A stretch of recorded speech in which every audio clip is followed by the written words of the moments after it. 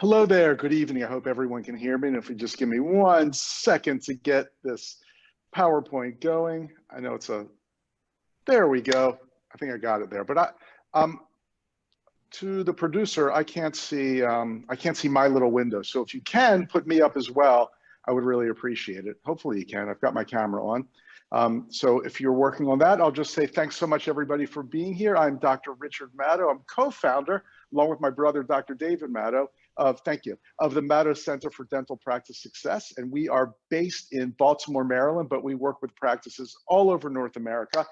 And I think we're different than most coaches and consultants in so many ways, but that's not what we're here to talk about tonight, except I'll tell you that, I'm a real dentist. So just like you, dentists and dental team members, I had my own practice. I grew it from a 0, 0, 0 to a very successful practice. And, again, just like you, I've been kicked by patients. I've been vomited on. I know what it's like to be trying to prep the distal of number 2 on a patient who's squirming and salivating. So I'm one of you, but along with that, for the last 30 years, we've been lecturing, writing, teaching, coaching practices all across North America, and it's really been fun. And I got to say, the seminars put on by Nemeth and Katranji Periodontics are fantastic. Those guys do such an incredible job. I've had the honor of speaking all over the world, and I got to say, they always put on a first-class operation. So I just want to, right at the outset, thank Joe and Amar and Don, who works year-round to put these productions together. They're great guys. Now, this is actually my 4th presentation for Nemeth and Katranji Periodontics, and it's really an honor. The first 3 were live in the Detroit area. This one, for obvious reasons, has to be on Zoom virtually, but that's cool too, because now you can be viewing from anywhere in the world. So I'm glad to be here. There's a little secret though, just like on Saturday Night Live, when a host gets to be the host for the 5th time, they invite them to the 5-timers club, and all the people who have hosted 5 times go out and they give them a little robe. Now, I'm not sure if Dr. Nemeth even knows this, but I am a member now, I think the very first member of the Nemeth 4-timers club. So just like the SNL hosts get their own little robe, I'm hoping that one day Dr. Joe will give me the Nemeth 4th-timer robe. I am so excited for this moment.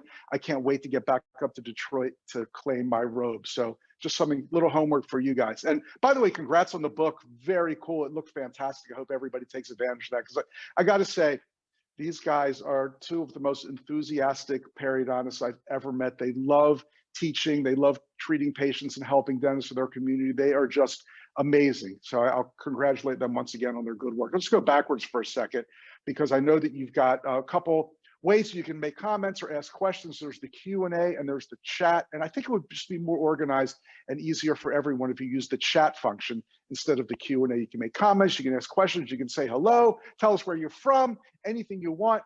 And I know at the end, Dr. Joe will be coming back on and maybe we'll be fielding some questions. So feel free to do that. Will be a lot of fun. So let's talk about 10 ways to create an incredibly memorable patient experience. And everything else we talk about tonight has to do with the power of reciprocity. I don't know if any of you have read the works of Dr. Robert Cialdini. He's a fantastic author, and he writes about influence and persuasion and those types of topics. And he's written some really classic texts on that. And I think his very first one, or his first one to really hit it big, is called The Power of Persuasion. I would highly recommend it. He talks about ways that we can, whether it's externally or internally, overtly, covertly, whatever you want to say, get people to do what we want them to do. And maybe that sounds a little weird, saying get people to do what we want them to do. But let's face it, in dentistry, we want our patients to do what we want them to do. What do we want them to do? We want them to show up on time. We want them to make responsible payment arrangements. We want them to refer their friends and family members. We want them to take our treatment recommendations seriously and hopefully get the treatment that we recommend when they're ready for us. And all these things not only make your practice better, but they make the patient healthier. So it's a win-win if there ever was one. And in his book, Cialdini explains all the different things that influence others. And the number one thing that influences others is the power of reciprocity. Now, you may know it as the golden rule or love thy neighbor, whatever. It basically means if you want somebody to do something good for you, you've got to start by doing something good for them. We can't just expect our patients to be A-level patients, or whatever term you want to use, if we're not doing it first, if we're not putting our incredible best foot forward first and treating them like they are the absolute most important person in the world, or at least the most important patient in our practice. So everything else we talk about tonight involves the power of reciprocity. We want to do great things for our patients so they love our practice, so they respect us, so they have confidence in us, so they have trust in us. You know, sometimes people say, we're going to talk about selling treatment or case presentations. You can't sell dental treatment. It doesn't work that way. Your patients have to respect you and trust you and have confidence in you. And this all starts with the power of reciprocity. So everything else we talk about tonight about providing a memorable patient experience is all based on that. If we do these great things for our patients, they will in turn do great things for us. So we'll start with something really cool. This is something I actually just learned about. My friend, Dr. Robert Pick, who's a periodontist. I think periodontists have all the inside scoop to all the good stuff. He's a periodontist in Chicago, so not far from Detroit. And he kind of, I'll say invented, what the heck? He kind of invented this thing that he calls the PPPV, the Pick Post-Procedural Video. Now, over the years, a gazillion times I've talked about calling your patients at night. We've all heard it. It's one of those things that everybody knows they should do, but they don't do it. And it simply is any patient that you see during the day. Now you have to draw the line somewhere. You're not going to call someone who was in for a simple prophy. But in my office, it was anybody who had an injection or what I would call an otherwise traumatic procedure or a difficult procedure, just a tough day. They had a million questions, whatever. They would get a call from me at night from the doctor. And this only works if there's somebody in your office who gives you a list every evening of who you're supposed to call, why you called, the phone number, all that stuff. But you know, the calls were brief. Hey, Jim, this is Dr. Maddow. It was great to see you today. You don't want to say anything like, are you in pain or is there blood dripping out of your ear? You know, don't give them any reason to complain. But hey, it was great seeing you today. I think everything went really smoothly. Do you have any questions? Blah, blah, blah, that kind of stuff. Be really positive and forward. Well, now there's a much better way to do it. And it's called the Pick Post-Procedural Video. So this is what Dr. Pick does in his office. Anytime a patient has anything that would qualify for a night call, so to speak, instead of doing a night call, he gets his little phone and he huddles around with a team member. Usually it's the surgical assistant. In this case, it was a few of his team members, and they make a 20-second to 30-second little video on their phone and then text it to the patient. Now you have to get permission, of course, on your intake form. Can we text you? But you know, everybody says yes to that, or just about everybody says yes to that. So just think how incredibly powerful this is. The phone call is powerful enough, but now you're getting a little video from the doctor who treated you. And same thing, you know, hey, Sharon, this is Dr. Bob. It was great to see you today. We're so happy with the way the procedure went. Again, make everything really positive. And we're just checking in to make sure that everything's okay. If you have any questions or concerns, please call us right back at the number you're getting this text from. Boom. Will your patients think you are the greatest doctor in the world and the greatest team in the world if you do that? You know, a lot of these things are just based on the principle that nobody else is doing this. So you've got to be the practice that sends the Pick Post-Procedural Video. These are the kinds of things that people talk about. Can you believe it? I was at my dentist, I got a crown, and that night they sent me a video to make sure that I was doing well. Again, little things, they don't take much effort, but they really, really, really impress. So do the Pick Post-Procedural Video. I know your patients will love it. And I'll tell Bob Pick how much fun you're having with it, because he's a great guy. And if you can't do this for some reason, you know, again, all it takes is a little cell phone, just talking to him. But if for some reason you can't do this, please do the night calls. They just, again, they fall into that category of, oh yeah, I heard that in the seminar 10 years ago. I did it for a couple months. Then I got tired of it, or my staff stopped giving me the list, or I got busy, blah, blah, blah. No excuses. You should absolutely be contacting your patients in the evening without fail. Okay. Number 3 of the 10 ways to create an incredibly memorable patient experience is the all-important first visit. That first visit is so important. This is your chance to make either an incredible impression on your new patient or an impression that's just going to make you seem like you're like every other dental practice. So what's a great first visit like? Well, some of you probably know what that picture is. This is, I think it was February 7th, 1964, when the Beatles first touched down at JFK Airport. And there were thousands and thousands and thousands of people there to greet them. If you've seen the pictures, it's like people are just hanging everywhere off the balconies. They're screaming, and the Beatles get off the plane and they go nuts. That was their first visit to America. Do you think the Beatles loved it here? Of course, they loved it here. So every time you see a new patient, just think about the Beatles' first visit to America and the way they were greeted. And you want to make your patients feel that way, make them feel like they are so important and so special. So what are some things you can do at that all important first visit to make your patients feel incredibly special? On the first visit, first of all, when they call your office, and we're going to talk about telephone technique a little bit later, but you've got to be able to offer an appointment within 48 hours of the initial contact. I don't care, no excuses. Yes, this will take some finagling with your schedule. And the way that I did it is we had new patient time, dedicated new patient time every day on our schedule, right before lunch. And at the end of the day, this time was reserved for new patients and emergencies. You know, it used to be something like dentists would brag about at their local study club. Oh, we're so busy, we're booked 8 weeks in advance. And then somebody would try to one up them. Oh, we're so busy, we're booked 3 years in advance. And then somebody else would say, we haven't seen a new patient since the Reagan administration. Well, you know what? You can brag about that all you want, but if you can't get new patients in, your practice cannot grow at the rate that it should. And I'm saying people call, you know, out of all the dentists in your community, and there are hundreds, for some reason, they picked up the phone and they called your office as a new patient. And you're going to tell them they can't come in for 3 weeks or 4 weeks? No way. And even if they make that appointment, a lot of times they chicken out or they hear about another dentist, or maybe they were having a little pain or they had a sharp edge and that has kind of gone away and they're not as excited about their visit. Get them in. And this is impressive when a new patient calls and says, oh, we'd be so happy to see you in our practice. We can see you today at 4:30. And if that's not convenient, we've got tomorrow at 11:30. How's that for you? They will love that. And so what happens if you block this time off on your schedule and it goes unused? Well, you can slide a patient from hygiene into that slot. You can put an emergency in there. You can call somebody who's on kind of your new patient call list that hasn't been able to make an appointment, or somebody who no-shows and cancels all the time.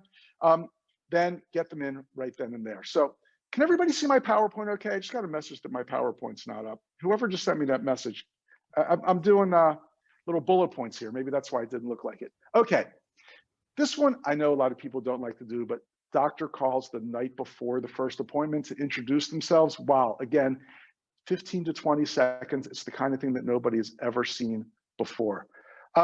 Greet the patient like, I just want to make sure my PowerPoint's up because I'm getting these messages.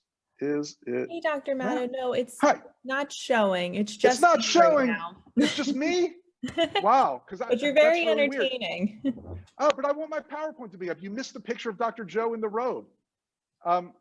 Let's see. Let me see if I can fix that. It was probably my fault, right? We'll blame technology. I'm glad I got that message. Thanks so much. Yes. Okay, let's see. Let's take a slight break for technical difficulties. I'm not sure how to do it now. I'm trying to do, I thought I did the screen share before. I'm trying to do it now and nothing is happening. Do you have the power? I'm assuming you have the PowerPoint open, correct? Oh, I think I figured it out.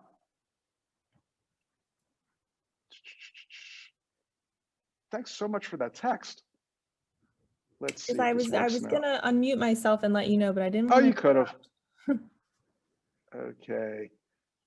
Let's see. Always technical difficulties, right? Oh, can you see that weird video now? Somebody sent me a video of Adam Duritz saying hello to me today. That was very sweet of him. How's that? There we go. We see it and we see you. Thank you so much for that notification. I really appreciate it. No problem. So, okay, there's Joe wearing the robe, the 4-timers robe. Excellent. Power of reciprocity, the post-procedural. Good, I'm so glad. Thank you so much. There's the little clip of the post-procedural video. And now here's where we were. Oh, you missed the picture of the Beatles. I'm so glad you got to see it now. There's the all-important first visit, and this is where we left off. Okay, first appointment. Doctor calls the night before. Greet the patient like you are excited to see them. You know, this really bugs me. As somebody who's not only a dentist, but somebody who's consulted with hundreds, or sometimes I feel like thousands of practices. I've been in so many different offices across the country. And it drives me crazy when a new patient comes in and they just go, hi, are you our new patient? Who are you? Or else they hand them a clipboard. Fill out this form. Jeez, remember, this patient chose your office and that's the way you're going to greet them. You know what that new patient's name is. And when they walk in, 90% of the time, you know who they are. 99% of the time, So why not act excited? Jim, I'm Gloria. I work at the front desk here at Dr. Jones's office, and I'm so glad that you chose our office. Thanks so much for coming in. We've got a couple pieces of information for you to fill out. Make sure you find a comfortable place. Is there anything we can get you? Act like you're excited to see them. It just and worse is when patients have that sliding glass door and they hide behind the sliding door, the frosted door. And it's like Nurse Ratchet's checking you in, and they slide it open. Here, fill out this form. Shut the door again. Get on the phone. Chew some gum. Woo! Not acceptable. So greet the patient like, even if you're not excited to see them, act like you are. Greet the patient like you're excited to see them. Please take them back on time. This is a rule for every single patient. I've done entire seminars on this. I don't have time tonight to go into my entire technique and philosophy of never running late. I think if you go to our website, maddow.com, there might be a video of me talking about it, but don't run late ever. Especially a new patient, but all your patients. People will leave your practice if you don't run on time, so take your patient back. I've been in offices before where new patients there early, 10:55 for their 11 a.m. appointment. The doctor's ready, or the hygienist, the chair's open, and I said to the front desk person, well, why don't you take this patient back? Their appointment's not till 11. I'm not taking them back until only 10:55. What? Take your patients back as soon as you're ready, especially if they're early. Give them a little reward, a little bonus, get them out on time. Just please run on time. Again, go to maddow.com, MADOW.com. Got a whole video on that. When they first come in, the first thing you shouldn't be saying is open, please. Have a few minutes of non-dental talk, have some chit chat, ask them about themselves. Talk about a current event, not politics or religion, please. Always stay away from that, but talk about anything, sports, something happening in your community. If you're not sure what to say and you don't think you're good at small talk, just say, so hey, Rosalita, tell me a little bit about yourself. Please have a few minutes of non-dental talk before you do any dental stuff with a new patient. And then just say to them, what can we help you with today? Just be friendly the way that you would want to be treated. It makes such a humongous difference. The talk over technique. I love the talk over technique. The talk over technique, and we'll talk about this a little, but I'm going to say, hold that for now because I'm going to talk about the talk over technique in much more detail in an upcoming slide. But please remember, just remember this term, that on your first visit, you're going to use the talk over technique. And I hope that you are doing blood pressure and an oral cancer screening on every single patient, every time they're in the hygiene chair, new patient or not new patient. But when you've got a new patient, this is your chance to make a little show of it, because chances are, I pretty much guarantee you, in their previous office, they were not doing blood pressure screening and oral cancer screening. But I remember a friend of mine came up to me one time and said, hey, Rich, I was at my dentist today and I went to see the hygienist and she's doing like all this stuff. She's like touching me and probing me and doing this. And I look at her and grabbing my tongue. What the heck is that all about? What a missed opportunity that was, because this office was on the ball.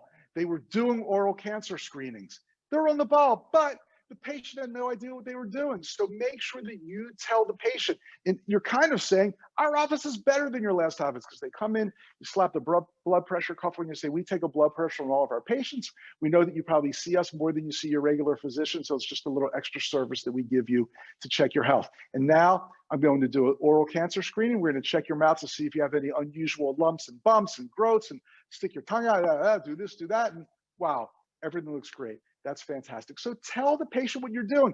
If you're doing the blood pressure and the oral cancer screening and you're not talking about it, you're only halfway there, because you're doing a great service, but you are not letting the patient know that this is the best dental practice they've ever visited. So please, please, please do that. Okay. Now, everybody says, when they come into your office for the first time, you've got to have the place straight, and the bathroom's got to be nice and neat, and they've got to be greeted by a smiling person, and the carpet needs to be clean. All those things are absolutely true. Absolutely true. But the true first impressions are the telephone and the website. Now, cannot stress enough the importance of the website, because even if this patient was referred, even if they know they're coming to you, before they come in for the first time, they're going to check out your website. I know that my internist had to refer me to a specialist a few months ago. I was having some shoulder pain, and I think my internist is the greatest doctor ever. He's a Johns Hopkins doctor. In Baltimore here, we're home of Hopkins, so we've got all these really great doctors. And he said, I want you to see this doctor. He's fantastic. He's the best. He's definitely the one you should see. And I trusted him. And pre-internet, I would have even done anything. I just would have called and made the appointment. But of course, I have to go to the website and check them out. So no matter how strong the referral is, or even more importantly, if they're just finding you through a Google search or whatever, your website has to give a great first impression. And when somebody calls in the telephone, you have to give a great first impression there too. So let's talk about a few ways for your website to give a great first impression, because there's some really, really mediocre dental websites out there. And let's dissect that a little bit. I'd like everybody to please check your website. What are you checking for? Oh, Gewalt. Bio coming soon and other incomplete features. I see this all the time. It's like you either did some generic template website, or even worse, you paid somebody else who claimed they were an expert to do a generic template website for you. And then you never bothered filling it in or giving them the information they need. So when you click on doctor, it says bio coming soon. Then you click on another page and it says coming soon. Then you click on another page and it says something goofy like 404 not found. I've seen so many incomplete links or not filled in links. Picture coming soon, or worse, like a generic, I can't stand this. I just saw this today. It said something like, click about the dentist, and it said, our dentists have great training and keep abreast of all the latest procedures. Well, anybody with half a brain knows that that sentence was completely generic and it's just sitting there until you can put the real stuff in. So please check to make sure that every page on your website is filled out well, no incomplete links, no bio coming soon. Whew, that's horrible. Something that I see on just about every dental website is they have like this long list of procedures. It'll say, preventive care, crowns, bridges, implants, oral surgery, periodontics, like 20 different procedures. And you click on each one and you get this overly detailed, incredibly boring, dental lingo laden description of these procedures. Why? Why do you have that? What's the purpose of your dental website? It's to get somebody to love your practice, love your doctors and team, see that you're better than any other dental practice out there, and then make an appointment. This is just a big distraction. It's not your obligation to be a community resource library of dental terminology. Anybody that wants to know what a crown is or what an implant is can Google that to their heart's content. It's just confusing when you have way too many pages on your website with these descriptions that do nothing except tell the patient a bad description of what a crown is. I think in many ways, the fewer pages you have, the better. All this does, then they start clicking on something else and clicking on something else. Then they see a term, then they Google that. 5 minutes later, they're off of your website and they forgot who you were. So get rid of all this stuff. These are pages that distract a potential patient. Just remember what you want a patient to do when they go on your website. You want them to either fill out your form to make an appointment or call the phone number on there. You're not obligated to educate them in a bad way anyway about every single dental procedure out there. Well, I can't stand this. I call it the Detroit old school Detroit website tricks in Detroit. Anybody know what I'm talking about? I know some of you do. In the old days of SEO, people thought like the best way to get somebody to find your website, if they Google dentist in Detroit, they're going to trick Google by putting the word Detroit in there 50 gazillion times. So you go to these websites and it says like, your Detroit dentist does crowns in Detroit. So come to Detroit. And then they list all the suburbs too, which I'm not an expert on the suburbs of Detroit, but we do crowns in Wyandotte, Livonia, blah, blah, blah, blah, Clawson. That's not bad, right? Three Detroit suburbs pulled out of my head there. It just looks stupid these days. People are very onto this trick, and it doesn't even work anymore. Google's totally onto this. So that, to me, that's a sign of a website that hasn't been refreshed or checked in a long time. You got the old school Detroit website tricks in Detroit. Got to leave in that final Detroit. So what should you concentrate on your website? Great testimonials. What's going to speak the most about your dental practice? Actual patients. Videos are great, but if you're going to have testimonials and get the patient's permission, of course, and I'm not a legal expert, you might have to have them sign some kind of waiver, but get their picture with them smiling, with their name and their town, saying how great you are. Testimonials are better than any page describing what a crown is. Geez, you don't want people to get distracted, so have some great testimonials. Now, if you're doing video testimonials, a quick tip. Usually people say, I'm going to point this, first always do it horizontal. I'm going to point my phone at you, just say something great about the office. And they say something like, I love it here. This is the greatest office, blah, blah, blah. Well, that's nice, but it's so much more powerful if they actually mention the name of the office. So just think, I love it here. It's great. No, that's no good. What if they say, I love coming to Dr. Amar. He's so friendly and he's so gentle, and he took care of my problem with zero pain, and now I'm smiling like crazy. Mention the name of the office. Mention something that they did. Just do something that really makes it a much more powerful testimonial. I said this before, less is definitely more. You don't need to have 5 gazillion pages. I've seen great websites that are 10 pages that you can click on. I've seen great websites that are just landing pages. A landing page is a term where it's typically just one page. You can't click, you can't go anywhere. The only thing you can do is read great information and then make the phone call or fill out the online form. So don't think, again, these are all old school things that I see on so many websites. You don't need a gazillion pages. Every website should have a CTA. You've got to have a CTA. What is a CTA? Well, one thing CTA is Chicago Transit Authority, which was a great album by the band. Then they changed the name to Chicago, but their original name was CTA, Chicago Transit Authority. But in this case, it's a call to action. You want this right in the patient's face. They're looking at their website, they read the doctor's bio, they love him or her, they've seen some great testimonials. Now, what do you want them to do? You've got to have a call to action. It's great if you're going to offer some kind of new patient special. You don't have to do that. Some people aren't comfortable with that, but I think it's very powerful on your website to have a new patient special or special for anyone. But you've got to have a call to action, which means you see this and this is what you do. You call this number, you click here to make an online appointment, whatever it is. It's got to be very visible, very clear. This is your call to action. And please, enticing, friendly bios of the doctors and team. Again, if you just go to some generic dental website company, you do it yourself, they're going to say, this is, okay, here's the information you got to give us, where the doctor went to school, what courses they took, blah, blah, blah, blah, blah. So you go on the website and it says, Dr. Jones is a graduate of University of Maryland and attended Detroit Mercy Dental School, blah, blah. They're going to assume that you went to college and dental school. That's going to be the first line in your bio.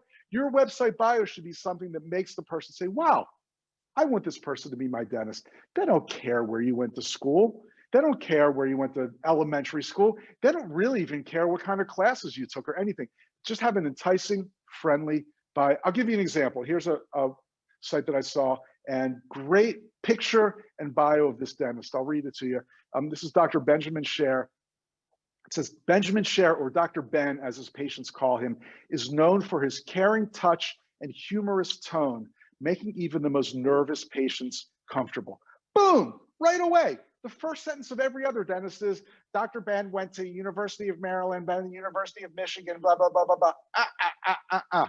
So Dr. Ben is known for his caring touch and humorous tone, making even the most nervous patients comfortable. Dr. Ben helps his patients in all areas of dentistry, from prevention and emergencies to crowns, dentures, root canals, and more complex forms. He's constantly learning and is up on all of the most modern techniques and technologies, and has no shame admitting to listening to dental podcasts while working out at the gym in the morning. Wow. Now you can scroll down, it goes on, and it does tell you a little bit about his education and procedures he likes to do. But geez, look at this guy.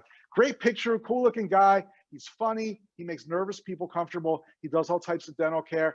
And he's such a dental dork that when he's lifting, he's listening to dental podcasts. I want this person to be my dentist. Don't you? Compare that to the typical bio you see on the dental website. Woo! Night and day, apples and oranges, head and feet, whatever you want to call it. Okay. We talked about how the website can be a great first impression. Well, so is the telephone. People look on your website all the time, but the real first live human contact they have is when they call your office to make an appointment. And I do mystery shopper calls all the time. And I cannot tell you how many times the call starts with something like, doctor's office, hold please. Again, you're telling me this person's calling your office to make an appointment and that's the first thing they hear? Doctor's office, hold please. What could be worse than that? Well, I'll tell you what could be worse than that. A voicemail. At our seminars, live seminars, back in the day when we actually used to get on a plane and go to a city, remember those days? Those days are coming back, I guarantee you. But back in those days, we used to do live mystery shopper calls at our seminars, and we stopped doing it because 40 to 50% of the time, I'm talking during regular business day, a Wednesday at 2 p.m. or whatever, we get a voicemail. If you're hearing this message during normal office hours, we're busy seeing other patients right now. Not acceptable. That, or we're currently at lunch. That's when your patients have the time to call you to make an appointment. Your patient works just like you do. During their lunchtime is when they do their personal business, and they're going to get a voicemail. Phone needs to be answered every single time it rings during normal business hours. We're Monday through Friday, 8 to 5. If you're off on Wednesdays or Fridays, pay somebody to babysit the phone. You cannot have a new patient call and get a voicemail. If you do, the next thing that you're going to hear is click. So please don't do it. Please don't do it. I was going to play an example of a really funny phone call that we did, but I think I'm going to skip that because just for time, I want to be finished on time, and I know Dr. Joe wants to come back on, so we'll skip that for now. But I just want to say that on our podcast, oh, no, we don't want to hear that. On our podcast, we do mystery shopper calls every week. It's called the Dental Practice Fixers, and it's on all the regular podcast channels, Apple, Spotify, Stitcher. It's even on YouTube. So, and Dr. Joe's YouTube channel looks fantastic. I really hope everybody subscribes to that. But also check out our podcast. You can go to maddow.com, MADOW.com/dental podcast, or when you go to maddow.com, there'll be a little pull down tab where you can see how to listen to the Dental Practice Fixers, or you can watch it, which is kind of fun too. But it's not long. Every one of them is under 30 minutes, but on every single podcast, we do 2 or 3 mystery shopper calls, and you and your front desk team will learn so much. And I hate to admit it, but you'll also get a lot of laughs because it's just ridiculous what's being said in so many dental practices across the country. So please check it out, Dental Practice Fixers podcast. You can find it at maddow.com. Okay, no dental lingo, no dental lingo. Our language is so normal to us. Words like crown and composite and periodontal therapy and scaling and root planing. Patients they have no idea what you're talking about when you say that. I was in an office, you think that when they bring their consultant into the office, they'd be on their absolute best behavior. And I think this office was. I was in an office a couple of years ago, and I'm watching the dentist present treatment to a patient, and they're showing the patient, the radiograph on this humongous screen as if the patient knows how to read a dental radiograph. And this guy's kind of all proud of himself. He's saying, now, as you can see, the distal root of the second molar has a radiolucency. I'm thinking, like, what? And the patient's, What is that patient thinking? They're thinking, I have no idea what this guy's talking about, and I'm leaving as soon as I can. Please don't use dental lingo. Always explain things in patient-friendly terms. And by patient-friendly terms, I mean an 8th grader can understand these terms. And I love doing this during the exam because not only does it let the patient see that you are caring about them by using patient-friendly terms, but they know that they've got a lot of things wrong in their mouth. What am I talking about? Let's say you're doing a new patient exam. Typically, the patient would hear something like, number 3, MOD, amalgam, fracture, lingual cost. They don't know that. And that's fine. That's the way we talk to one another. I get it. I did this for many years too. But it's so much more powerful if the patient actually knows what you're talking about. Tooth number 3, the upper right first molar, has a very large 3-surface metal and mercury filling. It looks like where the filling met the tooth, it's starting to wear away. And I can actually feel some decay and bacteria under there. Boom, now this is the talk over technique. This patient knows something's going on with that upper right first molar, and you're going to be telling them, and maybe they're thinking ka-ching, ka-ching, ka-ching, ka-ching, but at least they're prepared and they know what's going on. They've got an old filling, it's got a hole in it, you can feel decay under there, boom, they know what's going on. So when you talk to them about it later, it's almost like they're getting a second opinion. Or how about the perio exam? What does a patient hear during a perio exam? 3, 2, 3, 3, 2, 3, 3, 2, 3, 3, 2, 3, 3, 2, 4. Good one. 3, 2, 3. No. Before the perio exam, tell them what you're doing. Say, now we're going to measure the health of your gums. And this is really important because you may not know this, but more adults lose teeth due to gum disease than to anything else. So we really are careful to do a great job. We're checking your gums for inflammation and infection. And we use this instrument, it's like a little ruler, and it measures how tightly your gums are attached to your teeth. Notice how an 8th grader a 6th grader, 3rd grader can understand what I'm talking about. I'm not saying, we're probing your periodontal pockets looking for a pure, no. We're using this little ruler. It checks how tightly your gums are attached to your teeth, and we're looking for inflammation and infection. And you're going to hear a series of numbers. And 2s and 3s are generally considered a really healthy area. If you start hearing higher numbers like 4s and 5s, that's a sign that there could be some inflammation and infection there. Ooh, infection. Nobody likes the word infection. Nobody wants an infection in their gums. So when they hear 3, 4, 4, 454. Well, they know, oh, there's something not right there. I guess the doc's going to be talking to me about this later. So use the talk over technique. I've been doing the blue sheet since the first day I opened my practice in 1985, and it's not even done on a blue sheet anymore, but I call it a blue sheet just because sentimental value. These days, we do it on our electronic records, of course. But the blue sheet means every time you see a patient, you're doing a little chit chat, you get a little bit of personalized information.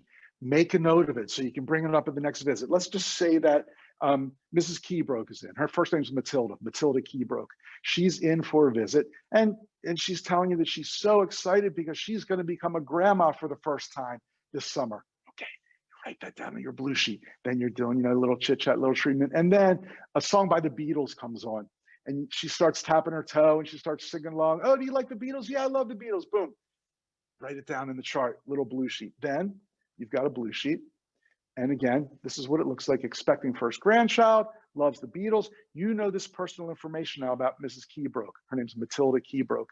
And then 4 months goes by. She comes in and you say, oh, are you a grandma yet? I know you were excited, so excited about it. Oh, yeah.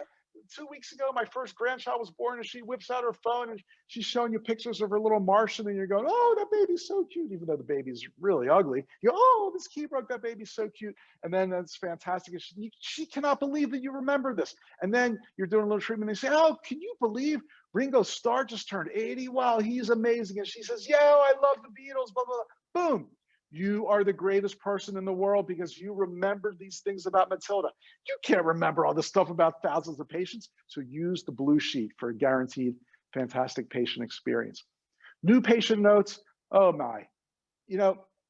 I used to do this in my lectures many years ago, and I took it out. And I took this out for years, over 10 years, because I thought handwritten notes, they're so old fashioned. Everything's email these days or texting or whatever. And then I thought, you know what? I'm going to bring out my old notepad and start writing some handwritten notes. And I made it a goal for a while. I have to admit, I slipped up a little bit.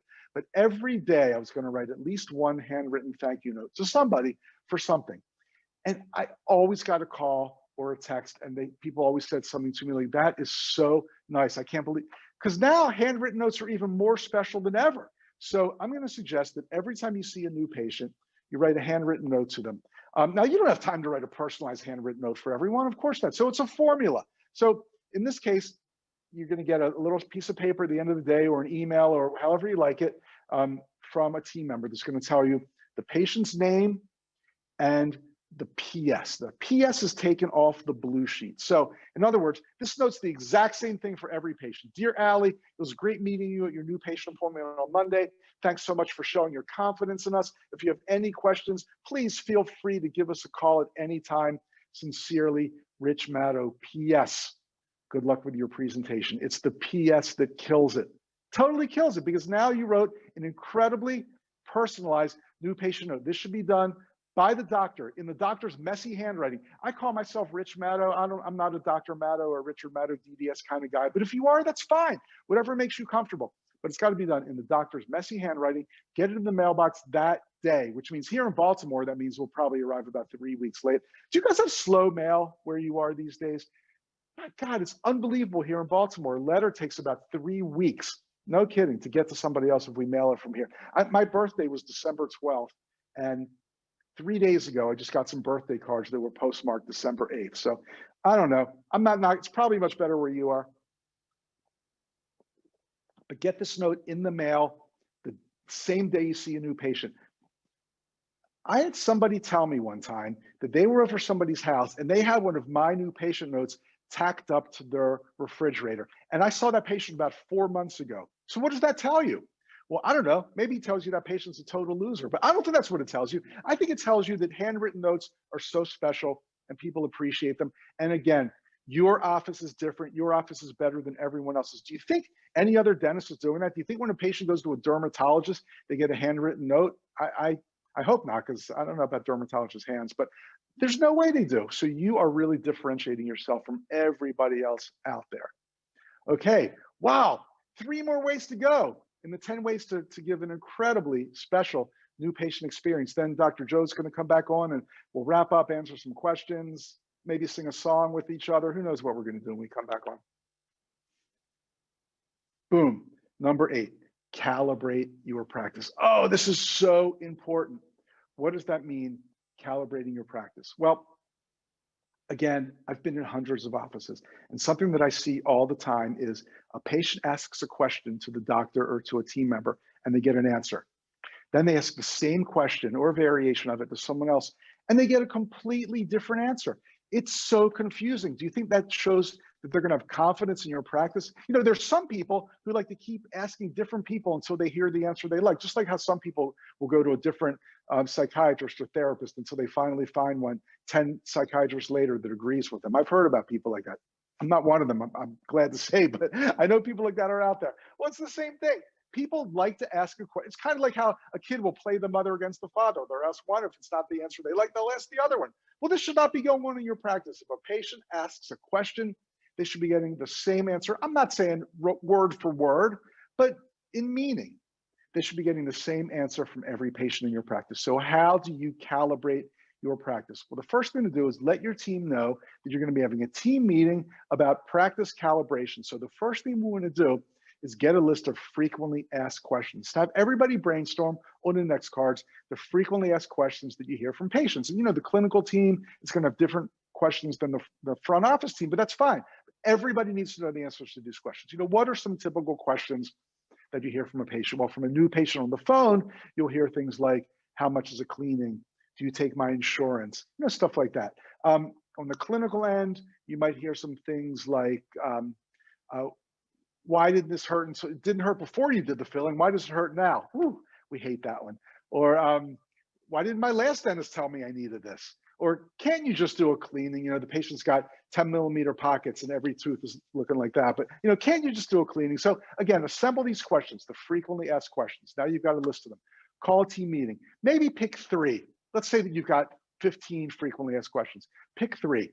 Have a team meeting. Bring in some pizza. You guys have incredible pizza in Detroit. Last time I was there, I made it a point to have Detroit pizza. So bring in some pizza or whatever, but you don't have to. It just makes it more fun. And you're going to review the questions one by one. So you review a question. Let's say the question is, this didn't hurt before you did the filling. Why does it hurt now? So everybody from the team gets together and you just start talking about and meeting about and brainstorming your absolute best answer to that question. Now, the best answer has got to do a couple things. It's got to, first of all, satisfy the patient. It's got to be accurate, of course, truthful, but it's got to satisfy the patient and make them happy. But then the idea is that it moves that patient along to whatever you want the next step to be. Now, somebody asked the question about why didn't this hurt until you did the filling? Well, the next step for them is just to be happy. But, you know, in a case like, can you do just a cleaning, or how long do I have to wait until I schedule this crown? Or do you take my insurance? Of course, the call to action, what you want to happen with your answer to that question is for the patient to make an appointment. So every time you come up with your answers to these questions, make sure they tell an accurate answer in regular English, no dental lingo, and they move the patient along to the next step, whatever the next step will be, and usually it's making an appointment. So do that. Now, you've come up with these great answers. Everybody's agreed these are great answers. What do you do now? Well, it's the same as the answer to the question, how do you get to Carnegie Hall? Practice, man, practice. Take these questions and practice. I love index cards. You can do it electronically, of course. Index card, question on one side, answer on the other, and practice, practice, practice until everybody in the practice knows the answer and gives the same answer anytime a patient asks a question. The mistake that some people make is they actually memorize them and they sound like they are robotically regurgitating the answer. That is the last thing in the world you want. So it doesn't have to be that everybody gives the exact same answer word for word, but in meaning, everybody gives the same answer. It should be in your own words, your own tone, your own style, whatever. But essentially, a patient will get the same answer from every team member if they ask the same question. So that's one way to calibrate your practice. Another way that's really important to calibrate your practice is to clinically calibrate your practice. And you know, a lot of team members don't know, a lot of doctors don't know this. When do we do a crown instead of a filling? You know, at what point do we make that determine that a composite restoration is not going to do the trick, but we're going to do a crown? Why do we do a coroner crown instead of just a crown? Why are we recommending scaling and root planing to a patient instead of just a cleaning? So everybody needs to, you know, you need to have standards for these things, and every single person in the office needs to know them. So your practice should be calibrated both from a clinical standpoint and from the other standpoint too, and answering the frequently asked questions the patients have. It's really, really important, and your patients will be onto this if you're not calibrated. Number 9, uncomplicate your patient finances. Oh boy, I've seen treatment presented and the patient wants to get the treatment and then they're given financial options and they're so confused, they don't know what to do. They just run out screaming. People like to make these things complicated. You don't need to have 50 different choices. I mean, how do you pay for treatment? Cash, check. Does anybody still have checks? Cash, check. I don't know, Venmo, Bitcoin. I mean, let's not make it so complicated. Cash, check, credit card, or of course, third-party financing. I love Care Credit. We've been recommending Care Credit for decades. They are, they know the ins and outs of dental patient financing. They're the best. Talk to your Care Credit rep because they've got this really cool form that you can see on your screen. It just simplifies everything. You don't have to have a 20-minute conversation with a patient. The presentation for Care Credit is so simple. You don't need to go through a million things about filling out forms and qualifying and this and that. They're going to ask you about your job and your bank account and your prison record. No. Let's say a patient needs $2,400 worth of treatment and they want to do third-party financing. Just look them right in the eye. We've got a great option for you. We could do 12 months interest-free. That would be just $200 a month. Is that something you'd like to do? And then just shut up, because dental people talk too much when there's like a millisecond of space. We have to keep yapping. Just say it and be quiet. We've got a great option for you. We can do 12 months interest-free. That's just $200 a month. Is that something you'd like to take advantage of? And then be quiet and they'll say yes. Care Credit's made it even easier. So ask your Care Credit rep. They've got these forms that spells everything out. You can do cash, you can do credit card, or if you want to do third-party financing, here are your options. Here are what your payments will be: 6 months, 12 months, 18 months, 24 months. Which works best for you? Boom, that's it. And please don't do like in-house self-financing. Don't let a patient, I've had people in seminars say, well, we use Care Credit, but if Care Credit doesn't approve the patient, then we'll let them pay by the month. It's like, no, Care Credit is telling you, a professional finance is telling you that patient will screw you over. That's the last patient in the world that you want to offer any kind of in-house financing to. So again, make patient finances simple. This is how we pay. We can do 12 months interest-free. Here are the choices explained on this form. Which one would you like to take advantage of? Boom. That's it. Wow, easy stuff. Real quickly, if you're interested in finding out a little bit more about your practice, we'd love to do what we call a snapshot for you. It takes 3 minutes of your time, and we take a deep dive into your data. And I don't have time to talk about it now, except to say that you will learn things about your practice that you absolutely never knew. And you'll learn some things where you're really strong, really great, and you'll learn some areas that need improvement. But you can't improve your practice unless you know what's going on. And unless you have the data, there's no way you'll know what's going on. So this is something we'd love to do. It's no charge, no pressure, no obligation. We'd love to do it for your practice. Just go to maddow.com/snapshot, maddow.com/snapshot. All kinds of great charts and graphs like that, and we'll take care of that for you. It's for practice owners only. If you'd like to stay in touch with us, Dental Fixers Podcast. We have a Facebook group called The Dental Place. Just go to Facebook, look for The Dental Place. It's kind of the kinder, gentler Facebook group. We don't allow advertisers. We don't allow people to be nasty or mean. Social media can get so mean and filled with put downs and I told you so's. We don't allow that on The Dental Place. You can ask any dental questions, but we only allow kindness and niceness. What a great way for the world to be. That's what we allow in The Dental Place. Our website's maddow.com. I told you about a snapshot. If you have any questions about anything, we are here for you. If we don't know the answer, we know everyone. Even if you need like a great, I don't know, financial planner, accountant, lease negotiator, marketing person, whatever, we know everybody. We know the good, we know the bad, we even know the ugly.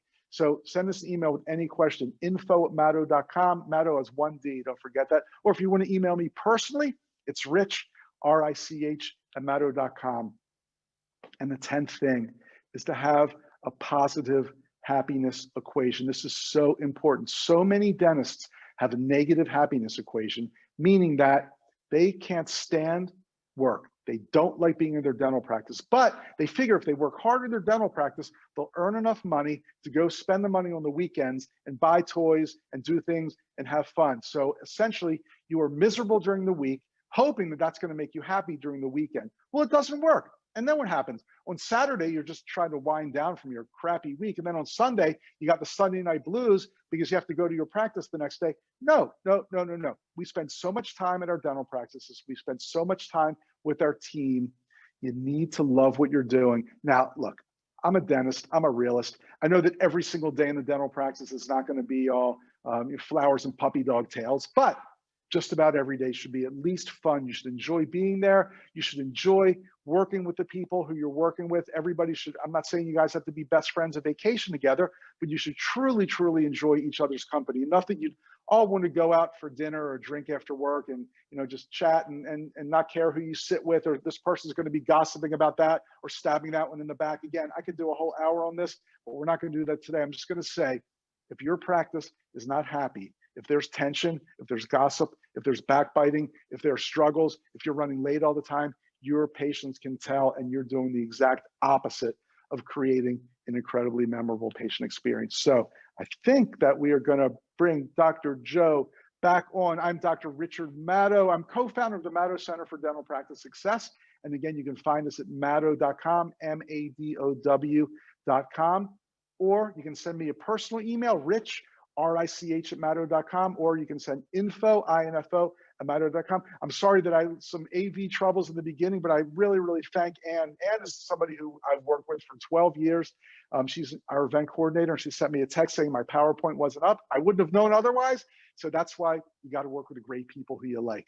And I'm going to put my slides down, and we are going to bring back Dr. Joe. Joe, I just want to thank you. Now that you're here and we're here in person, you put on the greatest events, and you've been doing it for many years, and you are such an incredible person in your community and for dentistry. And congratulations on your book. I just can't say enough about how much I admire you. Well, thank you very much. But after watching you, after myself before you, and then watching you, it's like, am I actually alive? I was like a zombie compared to your enthusiasm. And whoever is sending you the Adderall or whatever the medication is that you're taking, you've got to send it to me, because your level of enthusiasm is great. In fact, I'm going to loosen my tie. Loosen your tie. Because you're looking so casual and so great. And you are absolutely fantastic. And we're definitely planning to get you back here in 1 or 2 years. But I'm going to take sewing lessons so I can hand make that robe for you in a very special way, with only the finest material, which will come from all over the world. So when you get back here in the next couple of years, you're going to have a handmade robe from me made. Wow. I've got some great expectations. So thanks so much. I have some questions. My significant other, who can write, and I can't read my own